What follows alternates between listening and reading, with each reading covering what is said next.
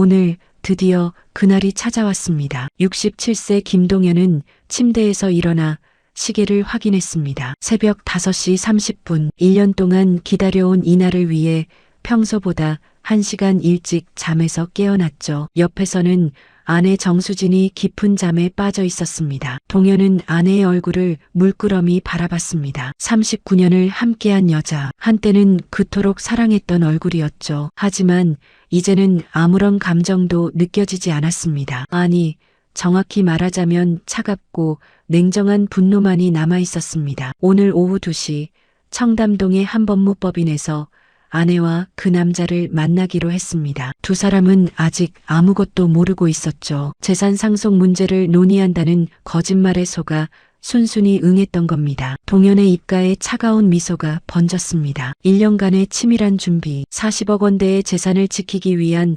완벽한 계획, 그리고 배신자들에게 치르게 할 확실한 대가, 모든 것이 오늘 완성되는 겁니다. 과연 아내와 28년 지기 친구 오태민은 어떤 표정을 지을까요? 자신들의 인생이 한순간에 무너지는 걸 보게 될 때 말입니다. 동현은 조용히 침실을 나와 서재로 향했습니다. 책장 뒤에 숨겨둔 금고를 열었죠. 안에는 두툼한 파일 2개가 들어 있었습니다. 1년간 모은 증거들이었습니다. 사설 탐정이 찍은 사진들, 호텔 출입 기록, 통화 내역, 문자 메시지 캡처, 아내와 그 남자의 불륜 증거가 빼곡하게 담겨 있었죠. 그 남자는 동현의 친한 친구였습니다. 28년 동안 형님이라 부르며 따르던 후배, 바로 오태민이었죠. 동현은 쓴웃음을 지었습니다. 정확히 1년 전 오늘 우연히 아내의 휴대폰을 보게 됐었습니다. 화장실에 두고 간 휴대폰에서 문자 알림이 계속 울렸죠. 태민 오빠라는 이름으로 저장된 연락처였습니다. 오늘 밤 보고 싶다는 내용과 함께 당신 없는 내 인생은 상상할 수 없다는 문구가 적혀 있었습니다. 그 문자를 본 순간 동현의 세상이 무너져 내렸습니다. 하지만 그는 참았습니다. 당장 따지고 싶은 마음과 치밀어 오르는 분노를 꾹 눌렀죠. 동현에게는 지켜야 할 것들이 있었습니다. 송파구 잠실동의 아파트, 강남구 대치동의 상가 건물, 그리고 건축자재 유통업으로 평생 모은 40억 원대의 재산, 두 아들의 미래와 자신의 명예까지. 감정적으로 폭발했다가는 모든 것을 잃을 수 있었습니다. 그래서 동현은 철저하게 계획을 세웠습니다. 먼저 강남구에 있는 유명 법무법인의 변호사를 만나 상담을 받았습니다. 유리한 이혼을 위해 필요한 증거들을 확인했죠. 사설 탐정을 고용해 아내의 일거수일투족을 추적하기 시작했습니다. 6개월간 쌓인 증거만 해도 파일 하나가 꽉 찼습니다. 그리고 재산을 보호하기 시작했죠. 부부 공동 명의로 되어 있던 잠실동 아파트를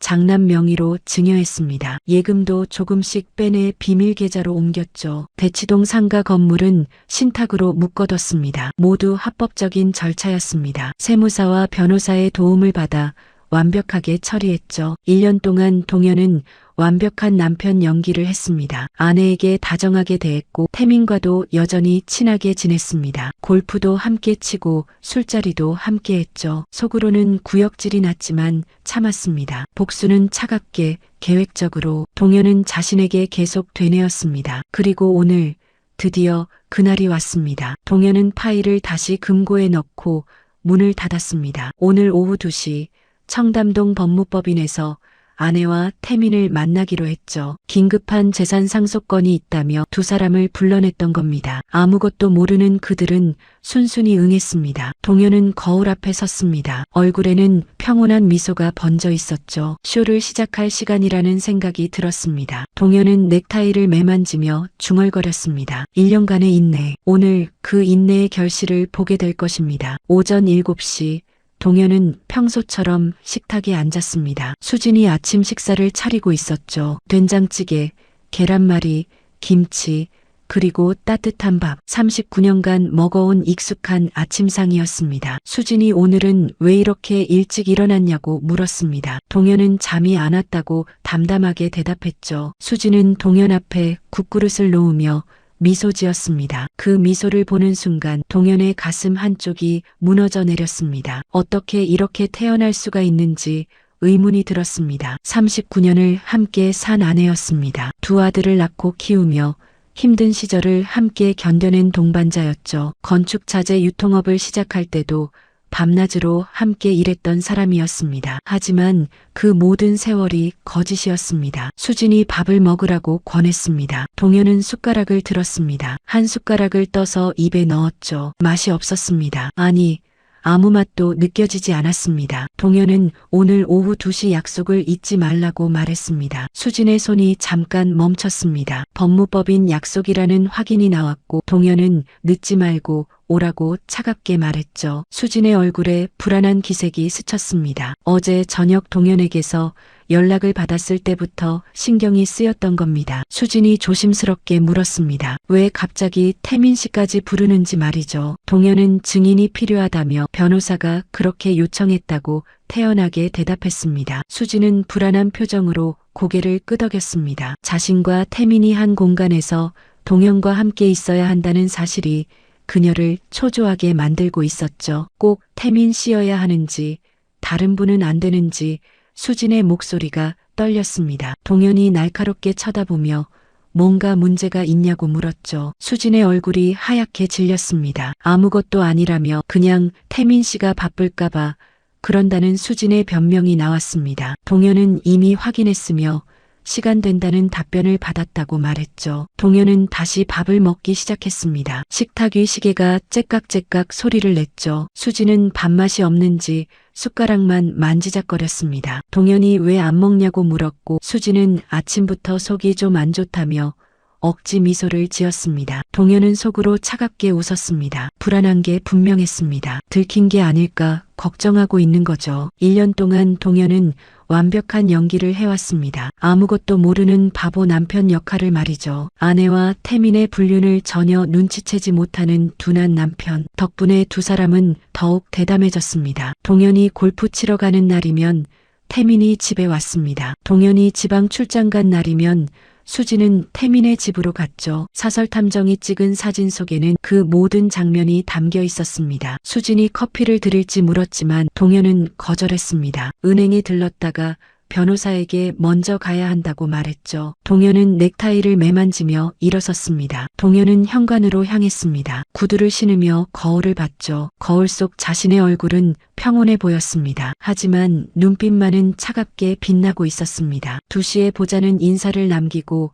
동현은 문을 열고 나갔습니다. 뒤에서 수진의 한숨소리가 들렸죠. 동현은 엘리베이터를 타고 지하 주차장으로 내려갔습니다. 차에 시동을 걸고 휴대폰을 확인했습니다. 태민에게서 온 문자가 있었습니다. 형님, 오늘 2시 약속 잊지 않고 있다는 내용과 함께 무슨 일인지 자세히 알려 달라는 문구가 적혀 있었습니다. 동현은 답장을 보냈습니다. 가보면 알게 될 거라고. 태민에게도 중요한 일이니까 꼭 오라고 적었죠. 문자를 보내고 동현은 차를 출발시켰습니다. 몇 시간 후면 모든 것이 끝납니다. 1년간의 연기와 인내, 그 모든 것의 결실을 보게 될 것입니다. 동현의 입가에 차가운 미소가 번졌습니다. 오전 10시, 동현은 청담동에 있는 법무법인 앞에 도착했습니다. 20층 건물의 15층에 위치한 곳이었죠. 엘리베이터를 타고 올라가며 동현은 심호흡을 했습니다. 드디어 시작이라는 생각이 들었습니다. 법무법인 문을 열고 들어가자 젊은 직원이 맞이했습니다. 김동현 님이 맞는지 확인하며 김철수 변호사가 기다리고 있다고 안내했죠. 동현은 안내를 받아 변호사 사무실로 들어갔습니다. 50대 중반의 김철수 변호사가 일어나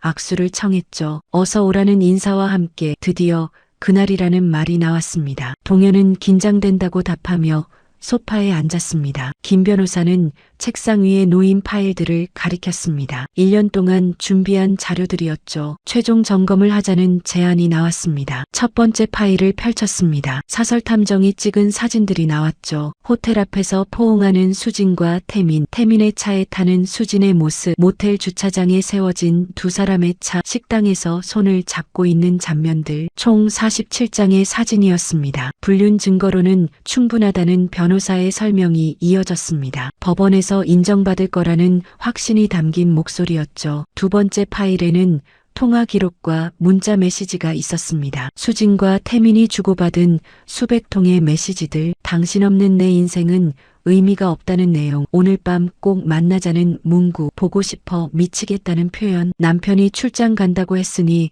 우리 집으로 오라는 내용, 역겨운 내용들이 빼곡했습니다. 동현의 주먹이 저절로 쥐어졌죠. 통화 기록도 결정적이라는 설명이 나왔습니다. 한 달 평균 200통이 넘는 통화를 했다는 분석이었죠. 세 번째 파일은 재산 관련 서류였습니다. 재산 정리는 완벽하게 끝났다는 변호사의 말이 이어졌습니다. 먼저 잠실동 아파트는 장남 앞으로 증여가 완료됐다는 설명이 나왔습니다. 예금 15억 중 10억은 비밀 계좌로 이체했다는 보고도 있었죠. 대치동 상가 건물은 신탁으로 묶어서 이혼 재산 분할 대상에서 제외된다는 내용도 확인했습니다. 동현은 고개를 끄덕였습니다. 모두 합법적인 절차였습니다. 증여세도 제대로 냈고 신탁도 정식으로 등록했죠. 부인이 가져갈 수 있는 건 공동명의 예금 5억의 절반인 2억 5천만 원뿐이라는 변호사의 말에 동현은 만족스러운 표정을 지었습니다. 원래대로라면 수진이 20억 이상을 가져갔을 겁니다. 하지만 이제는 2억 5천만 원만 주면 됐죠. 그리고 이혼 사유가 배우자의 부정행위이니 위자료 청구가 가능하다는 설명이 이어졌습니다. 위자료는 얼마나 청구할 수 있는지 동현이 물었습니다. 보통 이런 경우 3천만 원에서 5천만 원 정도 인정된다는 답변이 나왔죠. 동현의 경우 39년 결혼 생활, 명백한 불륜 증거를 고려하면 5천만 원 청구가 적당하다는 의견이었습니다. 동현의 입가에 차가운 미소가 번졌습니다. 결국 수지는 2억 5천에서 5천을 빼면 2억 원만 가져가게 되는 겁니다. 위자료 5천만 원으로 청구해달라고 동현이 단호하게 말했습니다. 오태민 씨에 대한 조치는 어떻게 할지 동현이 물었습니다. 그 부분도 준비했다는 변호사의 답변이 나왔죠. 네 번째 파일을 꺼냈습니다. 오태민 씨는 현재 중소기업 사장으로 재직 중이라는 확인이 있었습니다. 자동차 부품 회사를 운영하고 있다는 정보였죠. 부인 명의의 회사라는 변호사의 말에 동현은 놀랐습니다. 회사 지분 100%가 부인 명의라는 설명이 이어졌습니다. 동현은 입가에 미소를 지었습니다. 태민도 모든 걸 잃게 되는 거였습니다. 회사, 재산, 그리고 사회적 지위까지. 그리고 오태민 씨에게도 위자료를 청구할 수 있다는 변호사의 말이 나왔습니다. 불륜 상대방에게도 위자료를 청구할 수 있는지 동현이 확인했습니다. 당연하다는 답변이 나왔죠. 혼인관계를 파탄시킨 제3자에 대한 청구권이라는 설명이었습니다. 이 경우는 보통 2천에서 3천만 원 정도 인정된다는 내용도 덧붙여졌습니다. 동현은 고개를 끄덕였습니다. 수진에게 5천, 태민에게 3천, 총 8천만 원의 위자료를 받는 겁니다. 돈이 중요한 게 아니었습니다. 배신자들에게 확실한 상처를 남기는 것, 그것이 목적이었죠. 태민에게 3천만 원 청구해달라고 동현의 목소리에는 차가운 분노가 담겨 있었습니다. 28년 친구라고 믿었던 인간, 그에게 확실한 대가를 치르게 할 겁니다. 오늘 오후 2시에 진행하면 되는지 동현이 확인했습니다. 두 분이 오시면 이 자리에서 이혼 소장을 전달하고 증거 자료들을 보여드린 후 합의 이혼을 권유할 거라는 설명이 나왔습니다. 거부하면 재판 이혼으로 가는데 증거가 확실하니 동현이 이길 거라는 확신도 있었죠. 동현은 자리에서 일어났습니다. 시계를 보니 11시였습니다. 3시간 후면 모든 게 끝나는 겁니다. 2시에 다시 보자는 인사를 나누고 동현은 법무법인을 나왔습니다. 엘리베이터를 타고 1층 로비로 내려왔죠. 밖으로 나오니 햇살이 따갑게 내리쬐었습니다. 동현은 하늘을 올려다봤습니다. 구름 한 점 없이 맑은 하늘이었죠. 날씨 하나는 좋다는 생각이 들었습니다. 동현은 차를 향해 걸어갔습니다. 주머니 속 휴대폰이 진동했습니다. 수진에게서 온 문자였죠. 오늘 점심은 어떻게 할지, 같이 만나서 먹을지 묻는 내용이었습니다. 동현은 문자를 읽고 허탈하게 웃었습니다. 39년을 함께 산 아내, 마지막 순간까지 다정한 척하는 모습이 처량했습니다. 괜찮다는 답장을 보냈습니다. 알아서 먹겠다고 적었죠. 문자를 보내고 동현은 차에 올랐습니다. 시동을 걸고 백미러를 봤죠. 거울 속 자신의 얼굴은 차분해 보였습니다. 이제 3시간만 더 참으면 된다는 생각이 들었습니다. 동현은 차를 출발시켰습니다. 오후 12시 30분. 동현은 집 근처 한 식당에 앉아 있었습니다. 혼자 먹는 점심이었죠. 메뉴판을 보다가 제육볶음 정식을 주문했습니다. 수진이 자주 해주던 음식이었습니다. 이제 다시 먹을 일이 없을 거라는 생각이 들었습니다. 동현은 쓴웃음을 지었습니다. 음식이 나왔지만 입맛이 없었습니다. 억지로 숟가락을 들어 밥을 떴죠. 식당 안에는 점심 손님들로 붐볐습니다. 옆 테이블에는 부부로 보이는 노부부가 앉아 있었습니다. 김치를 더 줄지 물으며 다정한 대화를 나누고 있었죠. 동현은 그 모습을 물끄러미 바라봤습니다. 우리도 저랬는데 39년 전 신혼 시절이 떠올랐습니다. 가난했지만 행복했던 시절, 둘이서 손잡고 시장을 다니던 날들. 동현은 고개를 저었습니다. 이제 그런 생각은 소용없다는 걸 알고 있었습니다. 휴대폰이 울렸습니다. 태민에게서 온 전화였죠. 동현은 잠시 망설이다가 전화를 받았습니다. 여보세요, 형님. 태민의 목소리가 들렸습니다. 동현은 차갑게 응답했죠. 오늘 2시 약속에 대해 태민이 물었습니다. 정말 무슨 일인지 알려줄 수 없냐는 거였습니다. 가보면 알게 된다는 동현의 답변이 나왔습니다. 중요한 일이니까 꼭 와야 한다고 덧붙였죠. 형수님도 오신다는데 혹시 무슨 문제라도 있냐는 태민의 조심스러운 질문이 이어졌습니다. 동현은 피식 웃었습니다. 눈치 빠른 녀석이라는 생각이 들었습니다. 무슨 문제냐는 질문에 동현은 태민이 판단할 일이라고 답했습니다. 그게 무슨 뜻이냐는 태민의 물음에 동현은 2시에 보자며 일방적으로 전화를 끊었습니다. 28년 친구였습니다. 태민이 사업이 어려울 때 돈을 빌려준 적도 있었습니다. 태민의 어머니 장례식 때는 밤을 새워 함께 있어줬죠. 그런 친구가 자신의 아내와 동현의 주먹이 저절로 쥐어졌습니다. 식당 주인이 괜찮으시냐고 물었고 동현은 얼른 미소를 지으며 괜찮다고 대답했습니다. 밥을 몇 숟가락 더 먹고 자리에서 일어났습니다. 시계를 보니 1시였습니다. 그때 휴대폰이 또 울렸습니다. 이번에는 수진이었습니다. 수진의 목소리가 떨리고 있었습니다. 아까 태민 씨한테 전화가 왔다는 수진의 말이 나왔습니다. 혹시 뭘 알고 있는 거냐는 수진의 간절한 물음에 동현은 꾹 참았습니다. 무슨 소리냐며 유산 상속건인데 뭘 알고 있다는 거냐고 물었죠. 2시까지 늦지 말고 오라는 말과 함께 전화를 끊었습니다. 동현은 차를 출발시켰습니다. 청담동 쪽으로 향했죠. 머릿속에는 온통 오늘 일어날 일들 뿐이었습니다. 수진과 태민의 얼굴, 증거 사진들을 봤을 때 그들의 표정, 이혼 소장을 받았을 때의 반응, 복수, 드디어 복수를 하는 거였습니다. 오후 1시 30분. 동현은 법무법인 주차장에 도착했습니다. 30분 후면 수진과 태민이 이곳에 올 겁니다. 그리고 자신들의 인생이 무너지는 걸 보게 되겠죠. 동현은 건물 안으로 들어가 15층으로 올라갔습니다. 대기실 소파에 앉아 벽에 걸린 시계를 바라봤죠. 1년을 기다렸는데 20분쯤이야. 하지만 그 20분이 영원처럼 길게 느껴졌습니다. 오후 1시 55분.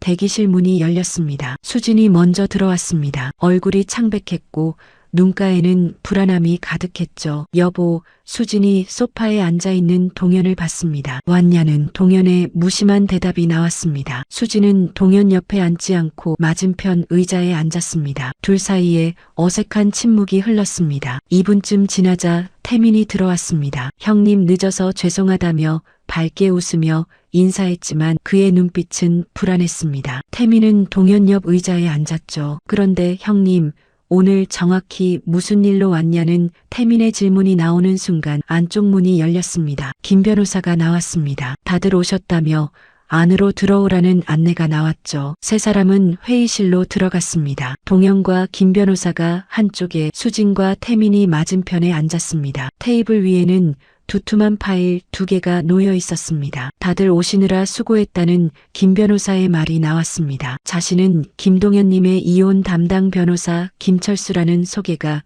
이어졌습니다. 이혼이냐는 태민의 놀란 목소리가 터져나왔습니다. 수진의 얼굴이 새하얗게 질렸습니다. 형님, 이게 무슨 일이냐는 태민의 당황한 목소리가 나왔습니다. 동현은 차갑게 웃었습니다. 거짓말이었다는 동현의 말이 나왔습니다. 태민이 벌떡 일어섰지만 김 변호사의 단호한 말에 다시 앉았습니다. 1년 전부터 나는 알고 있었다는 동현의 낮고 차가운 목소리가 울려 퍼졌습니다. 당신들 둘이 무슨 짓을 했는지 말이라는 동현의 차가운 말에 수진의 눈에서 눈물이 흘러내렸습니다. 김 변호사가 첫 번째 파일을 펼쳤습니다. 이제부터 증거들을 보여드리겠다는 말이 나왔습니다. 사진 한 장이 테이블 위에 올려졌습니다. 호텔 앞에서 포옹하고 있는 수진과 태민의 모습이었죠. 이건 수진이 떨리는 손으로 입을 막았습니다. 2024년 5월 17일 청담동 그랜드 호텔 앞이라는 김 변호사의 설명이 나왔습니다. 두 번째 사진, 2024년 7월 3일 수원의 한 모텔. 세 번째, 네 번째 사진이 계속 나왔습니다. 식당에서 손을 잡고 있는 모습, 태민의 차 안에서 키스하는 장면. 총 47장의 사진이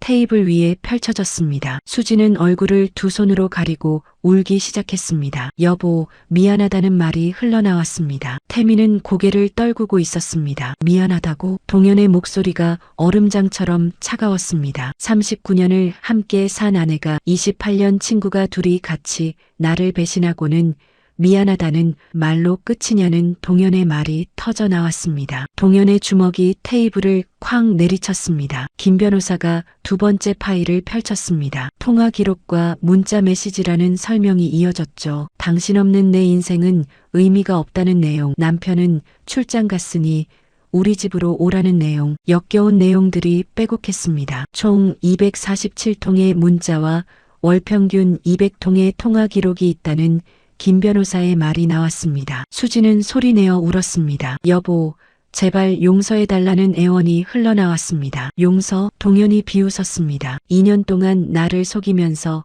저 인간과 즐겼다는 동현의 말이 터져 나왔습니다. 태민이 무릎을 꿇었습니다. 형님, 정말 죄송하다는 말이 나왔습니다. 김 변호사가 서류 두 장을 꺼냈습니다. 이혼 소장과 위자료 청구서였습니다. 정수진 씨에게 위자료 5천만 원, 오태민 씨에게 위자료 3천만 원을 청구한다는 내용이었습니다. 돈이 문제가 아니라는 동현의 차가운 말이 나왔습니다. 당신들이 내 인생을 망쳤다는 동현의 목소리가 울렸습니다. 동현은 자리에서 일어나 창문으로 다가갔습니다. 1년 동안 나는 참았다는 동현의 조용한 목소리가 나왔습니다. 매일 밤 당신들 생각하면서 잠 못 이뤘다는 고백이 흘러나왔습니다. 하지만 참았다는 동현의 말이 계속됐습니다. 제대로 복수하기 위해서 재산도 지키고 명예도 지키면서 당신들을 응징하려고 참았다는 거였습니다. 수진이 동현에게 다가가려 했지만 동현의 손이 뿌리쳐졌습니다. 수진은 그 자리에 주저앉았습니다. 당신이 뭘 잘못했는지 아냐는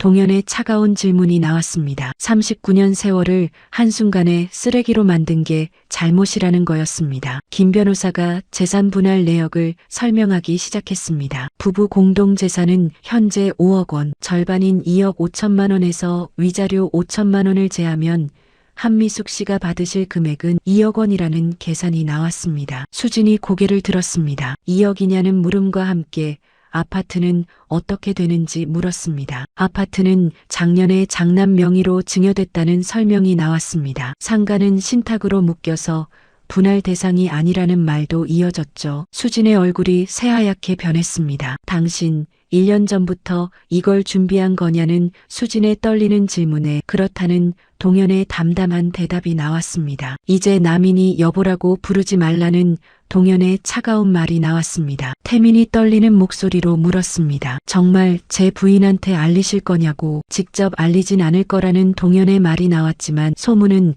빨리 퍼지는 법이라는 말도 덧붙여졌습니다. 그리고 하나 더, 우리 공동 친구들한테는 내가 사실대로 말할 거라는 선언이 나왔습니다. 왜 이혼하게 됐는지, 누가 잘못했는지 말이죠. 태민은 고개를 떨궜습니다. 사회적으로 매장당하는 겁니다. 다음 주에 이사 나가라는 동현의 말이 수진에게 향했습니다. 아파트는 아들 명의니까 더 이상 수진의 집이 아니라는 설명도 덧붙여졌죠. 수진이 떨리는 손으로 펜을 잡았습니다. 이혼 소장에 천천히 이름을 썼죠. 눈물이 서류 위에 떨어졌습니다. 태민도 위자료 청구서에 서명했습니다. 동현은 그 모습을 무표정하게 지켜봤습니다. 1년간 준비한 복수가 드디어 완성되는 순간이었습니다. 동현은 자리에서 일어났습니다. 나는 이만 가보겠다는 말을 남겼습니다. 회의실 문을 열고 나갔습니다. 뒤에서 수진의 흐느끼는 소리가 들렸죠. 동현은 뒤돌아보지 않았습니다. 건물 밖으로 나오니 시원한 바람이 불었습니다. 동현은 하늘을 올려다봤습니다. 구름 사이로 햇살이 비치고 있었죠. 가슴이 뻥 뚫리는 것 같았습니다. 1년간 짓눌렸던 무게가 사라진 느낌이었습니다. 주차장으로 걸어가며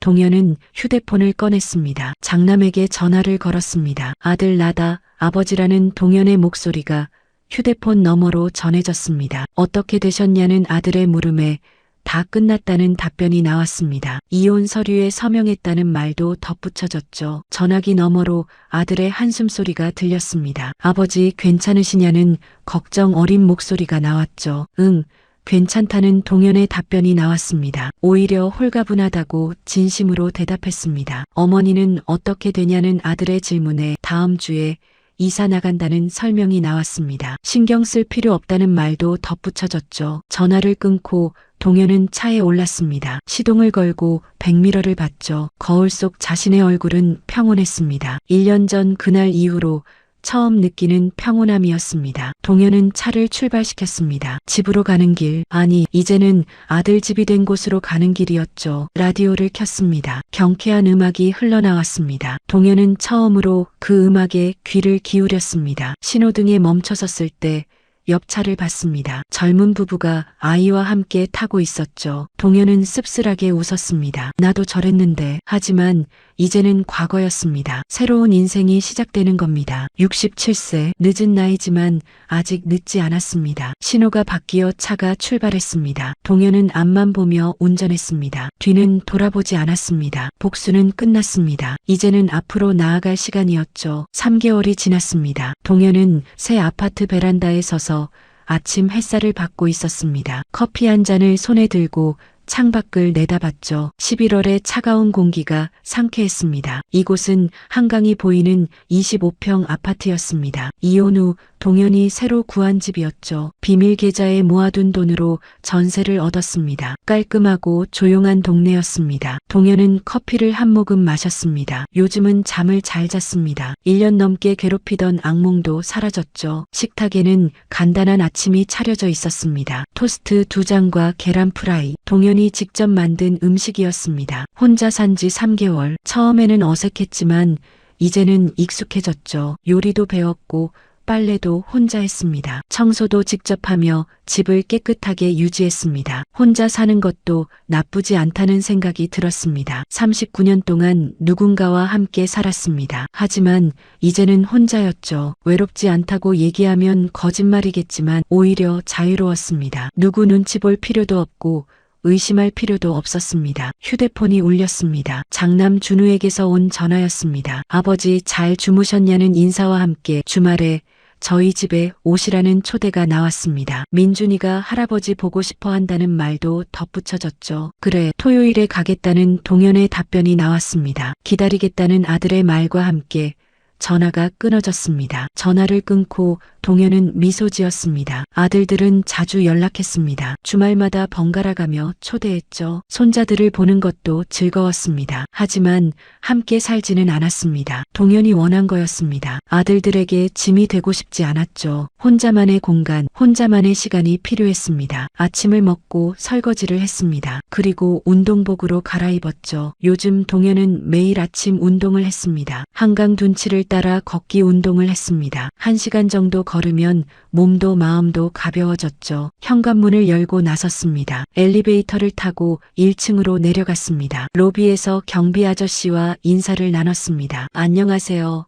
김 선생님 운동 가시나 보다는 인사가 오갔고 네, 다녀오겠다는 동현의 밝은 웃음이 이어졌습니다. 아파트를 나와 한강 쪽으로 걸었습니다. 단풍이 아름답게 물든 길이었죠. 한강 둔치에 도착했습니다. 조깅하는 사람들, 자전거 타는 사람들, 활기찬 아침 풍경이었습니다. 동현은 천천히 걷기 시작했습니다. 시원한 바람이 얼굴을 스쳤죠. 걸으며 생각에 잠겼습니다. 3개월 전 그날이 떠올랐습니다. 변호사 사무실에서 수진과 태민을 마주한 날, 이혼 서류에 서명을 받은 날, 그날 이후로 수진과는 연락이 끊겼습니다. 가끔 아들을 통해 소식을 들었죠. 수진은 작은 원룸에서 혼자 살고 있다고 했습니다. 파트타임으로 일하며 근근히 살아간다고 했습니다. 동현은 아무런 감정도 느껴지지 않았습니다. 태민은 더 비참해졌다고 들었습니다. 부인에게 이혼당했고 회사도 빼앗겼죠. 지금은 작은 사무실에서 혼자 일한다고 했습니다. 동현은 그 소식을 듣고도 담담했습니다. 복수는 끝났고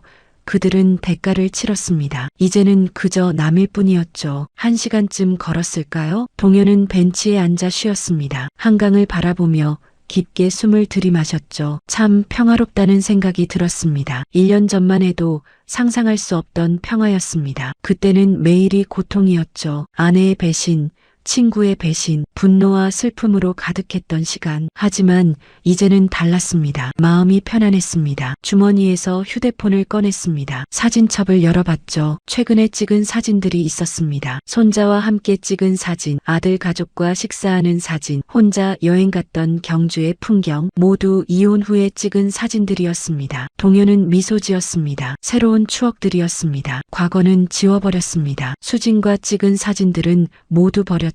이제는 앞만 보며 살 것입니다. 벤치에서 일어나 다시 걷기 시작했습니다. 아파트로 돌아가는 길이었죠. 집에 도착해서 샤워를 했습니다. 그리고 책상 앞에 앉았습니다. 노트북을 켜고 여행 사이트를 열었습니다. 다음 달 제주도 여행을 계획하고 있었죠. 39년 결혼 생활 동안 하지 못했던 것들, 이제는 마음껏 할 수 있었습니다. 혼자서 자유롭게 제주도 한 달살이도 괜찮겠다는 생각이 들었습니다. 시간도 많고 돈도 충분했습니다. 67세지만 아직 건강했죠. 하고 싶은 것들을 하며 살 수 있었습니다. 점심시간이 되었습니다. 간단하게 라면을 끓여 먹었습니다. 혼자 먹는 식사였지만 외롭지 않았습니다. 오히려 편안했죠. 식사를 마치고 소파에 앉았습니다. TV를 켜고 뉴스를 봤습니다. 평범한 오후였습니다. 특별할 것 없는 일상. 하지만 동현에게는 이 평범함이 행복이었습니다. 거짓 없는 삶, 의심 없는 하루,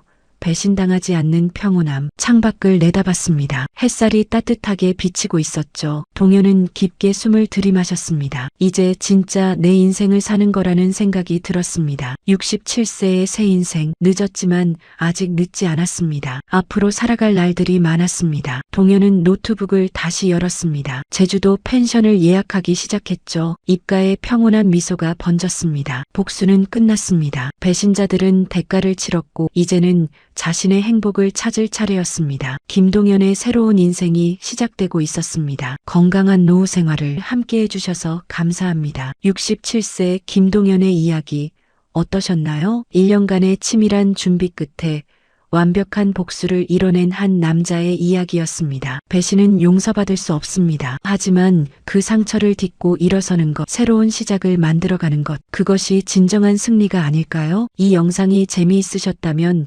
구독과 좋아요, 알림 설정 부탁드립니다. 여러분은 지금 어디에서 이 이야기를 들으셨나요? 댓글로 알려주세요. 서울에서, 부산에서, 혹은 해외에서 들으시는 분들도 계실 텐데요. 여러분의 소중한 댓글 하나하나가 큰 힘이 됩니다. 다음에도 더 좋은 이야기로 찾아뵙겠습니다. 오늘도 행복한 하루 되세요. 감사합니다.